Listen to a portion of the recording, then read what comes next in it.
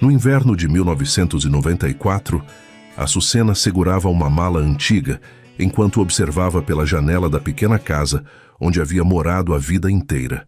Fazia apenas 2 semanas que sua mãe tinha partido, deixando um silêncio que parecia grande demais para caber entre aquelas paredes. Entre os poucos pertences que herdou, havia uma carta amarelada que guardava um segredo: o nome e o endereço aproximado de uma tia que ela nunca conhecera. Sem ter para onde ir e sem desejar depender da caridade dos vizinhos, a jovem decidiu procurá-la. Na manhã da viagem, despediu-se da casa com os olhos marejados e embarcou em um ônibus rumo ao interior. O problema foi que, já perto do destino, uma forte tempestade tomou conta da estrada de terra. O veículo apresentou problemas mecânicos e precisou parar em um trecho isolado. Alguns passageiros conseguiram carona rapidamente, mas Açucena ficou para trás, abraçada à sua mala enquanto a chuva aumentava. Foi então que o barulho de uma caminhonete chamou sua atenção. O veículo diminuiu a velocidade e parou alguns metros adiante. Do banco do motorista desceu um homem alto, usando chapéu e botas cobertas de barro.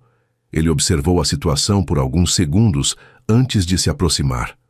"Você está sozinha?" perguntou. Açucena assentiu. O homem lançou um olhar para a estrada vazia e depois para a chuva que não dava sinal de trégua. "Meu nome é Fernando. Não é seguro ficar aqui. Entre na caminhonete." Açucena hesitou por um instante. Afinal, estava prestes a aceitar a ajuda de um completo desconhecido. Mas algo na voz dele transmitia confiança. Sem imaginar que aquele encontro mudaria o rumo de sua vida, ela segurou a mala e caminhou em direção à caminhonete, enquanto a chuva continuava caindo sobre a estrada deserta. "Hoje você não vai encontrar ninguém. Amanhã podemos procurar informações." Açucena agradeceu, embora estivesse preocupada por não ter dinheiro para uma pousada. Como se tivesse adivinhado seus pensamentos, Fernando completou: "Você pode ficar na fazenda esta noite." Pouco tempo depois, eles chegaram à propriedade. Açucena ficou impressionada com o tamanho da fazenda. Havia campos que pareciam não ter fim, cavalos nos pastos e uma grande casa cercada por jardins. Assim que entrou, foi recebida por Dona Célia, a cozinheira, uma senhora falante que imediatamente simpatizou com ela. "Coitadinha, toda molhada, venha, minha filha, antes que pegue uma gripe." Em poucos minutos, Açucena já estava sentada à mesa com uma caneca de café quente nas mãos. Enquanto isso, Fernando observava a cena de longe. Havia algo naquela moça que transmitia uma simplicidade difícil de encontrar. Na manhã seguinte, Açucena acordou cedo e encontrou Dona Célia tentando alcançar um pote em uma prateleira alta da cozinha. Sem pensar 2 vezes, subiu em uma cadeira para ajudar. O problema foi que a cadeira escorregou. Antes que caísse, alguém segurou seu braço. Era Fernando. "Você sempre resolve os problemas desse jeito?" perguntou ele, segurando o riso. Açucena ficou vermelha. "Pelo menos eu tento resolver." Fernando soltou uma leve risada. Foi um momento rápido, mas tão raro que até Dona Célia arregalou os olhos. Os funcionários costumavam dizer que o patrão sorria menos que uma porteira enferrujada. Naquele mesmo dia, Fernando começou a procurar informações sobre a tia de Açucena. O que nenhum dos dois imaginava era que a busca seria mais complicada do que parecia. E quanto mais os dias passavam, mais difícil ficava para Fernando ignorar a presença daquela jovem que estava trazendo vida nova para todos os cantos da fazenda. Os dias foram passando, e Açucena começou a se sentir cada vez mais à vontade na fazenda. Embora Fernando tivesse insistido para que ela descansasse enquanto procuravam notícias da tia, a jovem não gostava de ficar sem fazer nada. Sempre encontrava uma forma de ajudar. Se Dona Célia precisava de companhia na cozinha, lá estava ela. Se algum funcionário precisava levar recados pela propriedade, Açucena se oferecia. Seu jeito alegre logo conquistou todos ao redor. Certa manhã, Fernando encontrou alguns peões reunidos perto do curral, rindo de algo. Estranhando a cena, aproximou-se e viu Açucena no meio deles, contando uma história tão engraçada que até os homens mais sérios estavam enxugando lágrimas de tanto rir. Quando ela percebeu a chegada dele, ficou sem jeito. Já os peões se dispersaram rapidamente, como se tivessem sido pegos fazendo algo proibido. Então é você a responsável pela falta de serviço por aqui? Brincou Fernando. Açucena arregalou os olhos. Eu? Foram eles que começaram a conversa. Parece que ninguém consegue trabalhar quando você está por perto. Ela cruzou os braços. Isso foi uma reclamação ou um elogio? Fernando tentou responder, mas acabou ficando sem palavras. Pela primeira vez em muito tempo, percebeu que estava gostando daquela conversa. Naquela tarde, ele precisou visitar uma área mais distante da fazenda e levou Açucena junto para que conhecesse melhor a região. Durante o passeio, ela ficou encantada com os cavalos, os riachos e as colinas cobertas de verde. Parecia admirar cada detalhe, como uma criança descobrindo um mundo novo. Em determinado momento, encontraram um potrinho preso entre galhos próximos a uma cerca caída. Antes mesmo que Fernando desmontasse do cavalo, Açucena correu para ajudar o animal. Devagar, alertou ele, mas a jovem já estava tentando acalmar o bichinho, com a voz suave. Depois de alguns minutos, conseguiram libertá-lo. Fernando observou enquanto ela acariciava o animal, com um sorriso sincero. Você tem um jeito especial com os bichos. Açucena deu de ombros. Os animais percebem quando alguém se aproxima com carinho. A resposta ficou ecoando na mente dele durante o restante do dia. Naquela noite, enquanto revisava alguns documentos no escritório, Fernando percebeu algo estranho. Pela primeira vez em muitos anos, a casa parecia menos silenciosa. Os corredores estavam mais alegres, os funcionários pareciam mais animados e até Dona Célia vivia sorrindo. Sem querer admitir, ele sabia o motivo. Tudo havia começado a mudar desde a chegada de Açucena.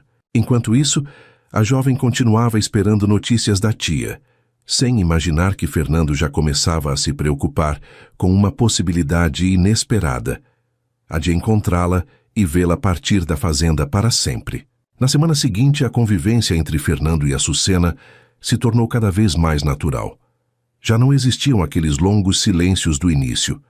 Durante as refeições, conversavam sobre coisas simples, contavam histórias da infância e até discordavam de vez em quando, o que quase sempre terminava em risadas. Certa tarde, Dona Célia decidiu preparar um bolo para os funcionários. Açucena insistiu em ajudar, embora não tivesse muita experiência na cozinha. O resultado foi um pequeno desastre.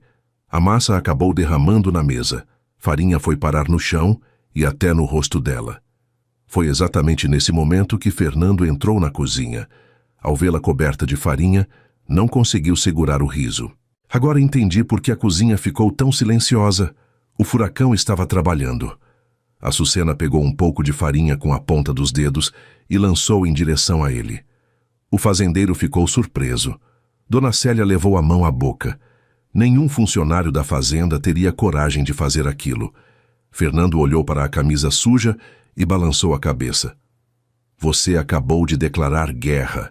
Minutos depois, os três estavam rindo como velhos amigos. Naquela noite, porém, algo diferente aconteceu. Uma forte chuva começou a cair, acompanhada de trovões. Açucena estava sentada na varanda, observando a tempestade, quando Fernando apareceu com 2 canecas de café. Ele entregou uma para ela e sentou-se ao lado. Durante alguns minutos, apenas observaram a chuva cair sobre os campos. Então Fernando perguntou se ela sentia muita falta da mãe. Os olhos de Açucena se encheram de lágrimas. Ela confessou que ainda havia dias em que acordava esperando ouvir sua voz pela casa. Fernando compreendeu aquele sentimento melhor do que ela imaginava. Depois de alguns instantes, contou que anos antes também havia enfrentado uma perda que o marcou profundamente. Desde então, havia se refugiado no trabalho e se afastado das pessoas. Açucena ouviu tudo com atenção.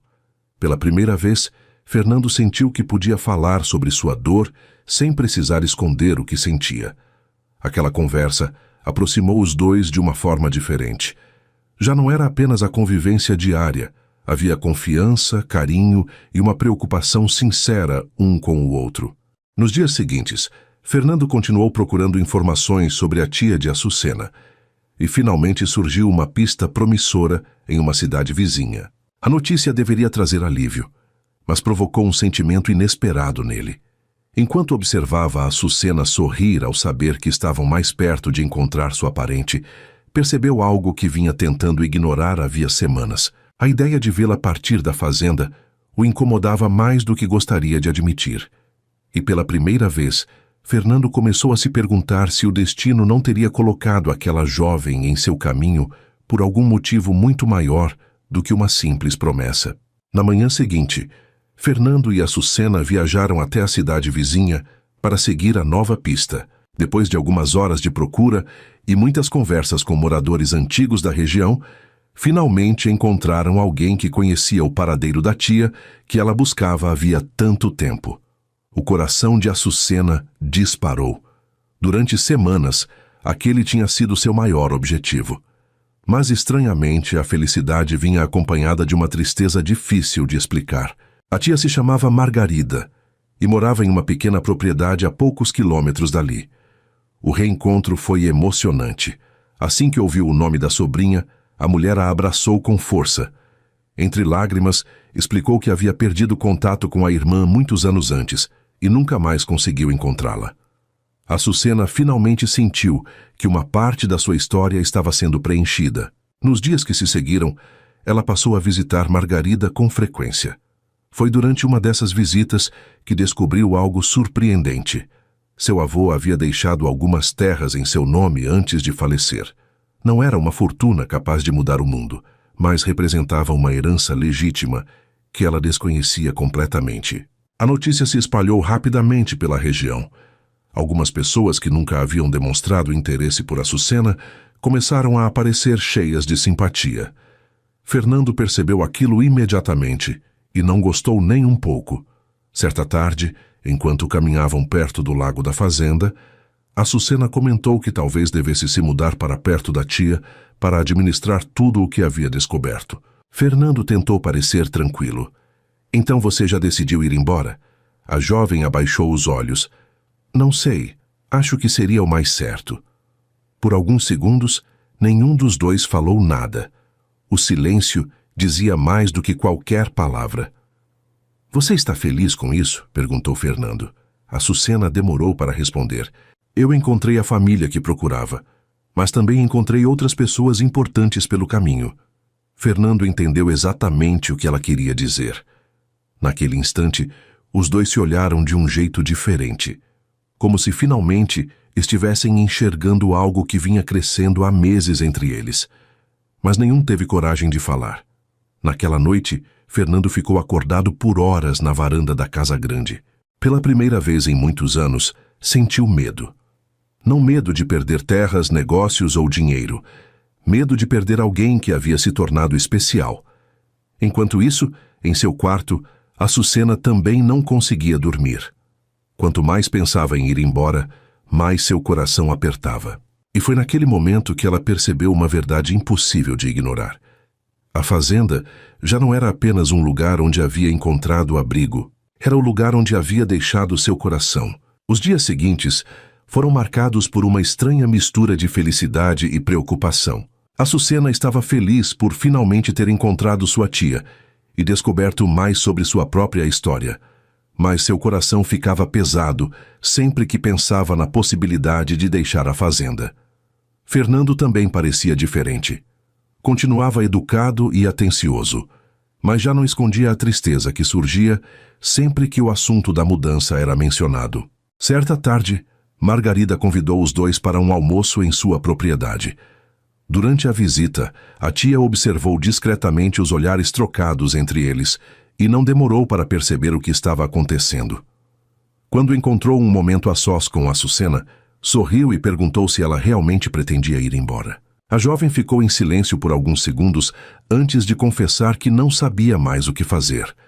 Margarida segurou suas mãos e disse algo que ela jamais esqueceria.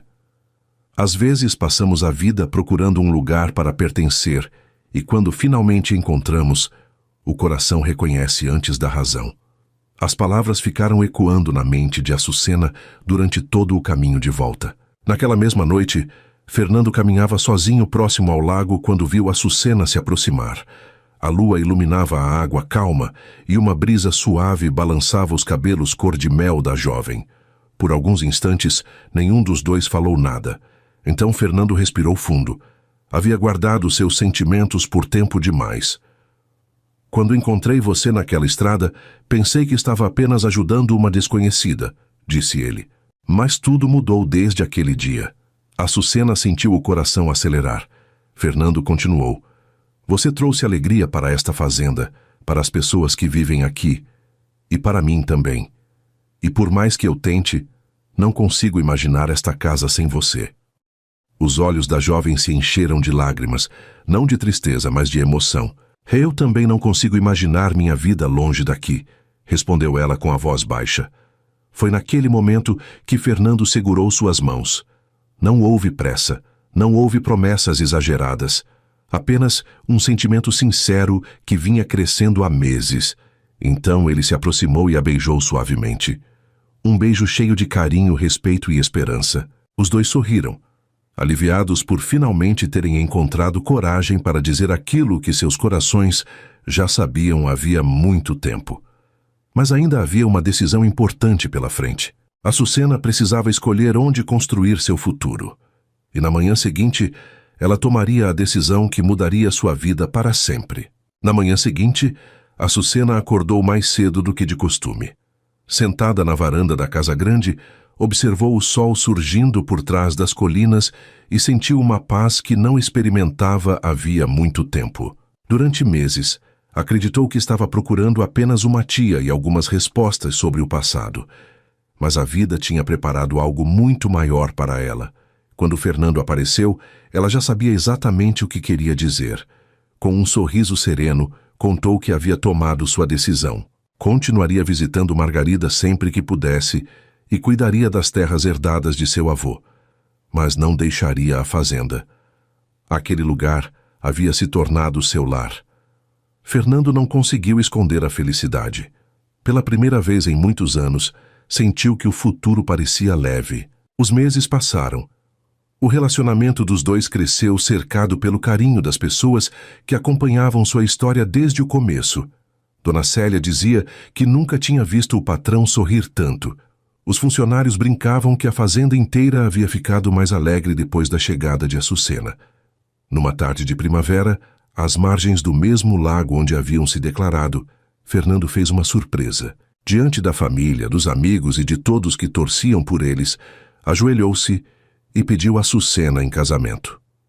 Com os olhos cheios de lágrimas e um sorriso impossível de esconder, ela aceitou. O casamento aconteceu alguns meses depois, em uma pequena capela da região. Foi uma cerimônia simples, mas repleta de amor. Margarida chorou durante quase toda a celebração. Dona Célia se emocionou tanto que mal conseguiu servir o almoço da festa. Já Fernando e Açucena pareciam incapazes de parar de sorrir. Os anos passaram depressa. A fazenda prosperou, mas o que realmente enchia aquela casa de felicidade não eram as colheitas nem os negócios. Eram as risadas que ecoavam pelos corredores. O casal foi abençoado com 2 filhos, um menino e uma menina, que herdaram a alegria da mãe e a bondade do pai. Nas tardes tranquilas, era comum ver Fernando brincando com as crianças, enquanto Açucena observava tudo da varanda, lembrando-se daquela estrada de terra onde sua vida mudou para sempre. Às vezes ela pensava em como o destino havia sido curioso. Saiu de casa sentindo-se sozinha no mundo e acabou encontrando muito mais do que procurava. Encontrou uma família, um lar e um amor verdadeiro. E Fernando, que durante anos acreditou que seu coração estava fechado para sempre, descobriu que a felicidade pode chegar quando menos esperamos, muitas vezes escondida atrás de uma tempestade e de um encontro improvável. E você acredita que o destino realmente une 2 pessoas quando elas foram feitas uma para a outra? Deixe sua opinião nos comentários, vou adorar saber o que você pensa. E se esta história fez companhia para você hoje, não esqueça de se inscrever no canal. Assim você ajuda o canal a continuar trazendo novas histórias, cheias de emoção, romance e esperança. Muito obrigada por estar aqui e até a próxima história.